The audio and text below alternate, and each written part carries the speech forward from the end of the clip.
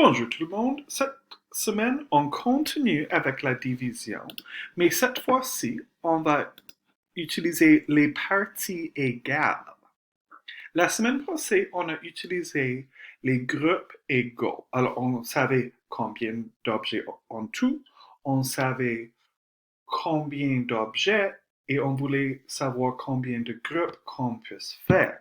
Cette semaine, avec les parties égales, on sait combien d'objets on a en tout et on sait combien de groupes et on veut savoir combien d'objets à mettre dans chaque groupe.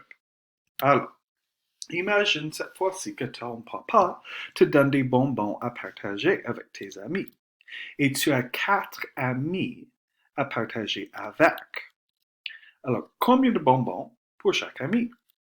Alors, j'ai mes 8 bonbons ici et j'ai mes 4 amis ici. Alors, je donne un bonbon à lui, un à lui, un à lui et un à elle. J'en ai des bonbons qui restent, alors je donne un autre à lui, je donne un autre bonbon à lui, un autre bonbon à lui et un autre bonbon à elle. On a utilisé tous nos bonbons et chaque ami a reçu le même nombre de bonbons. Chaque ami a reçu 2 bonbons. Alors, il y a 2 bonbons pour chaque ami. Alors, la division qu'on vient de faire, c'est 8 divisé par 4 égale 2. Parce qu'on avait 8 bonbons en tout, on voulait diviser les bonbons entre 4 amis et chaque ami a reçu 2 bonbons. Alors encore, 8 divisé par 4 égale 2. On va faire un autre exemple, cette fois-ci avec les bananes. Alors ici, on a 12 bananes. Et on va partager les bananes entre 3 singes. Alors, voici la division qu'on va faire.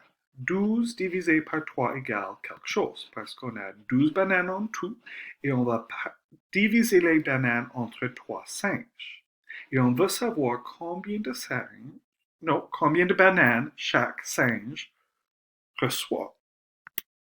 Alors, j'ai divisé les bananes.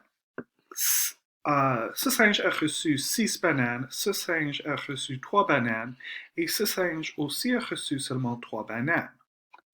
Non, ça ne fonctionne pas. Il faut diviser les bananes également.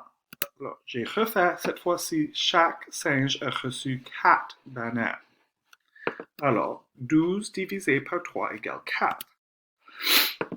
Alors, qu'est-ce que tu fais quand tu as une question de division et tu veux savoir comment trouver la réponse? Alors, on a 15 divisé par 3 égale quelque chose. Là, j'ai dessiné 15 cercles et j'ai fait 3 groupes.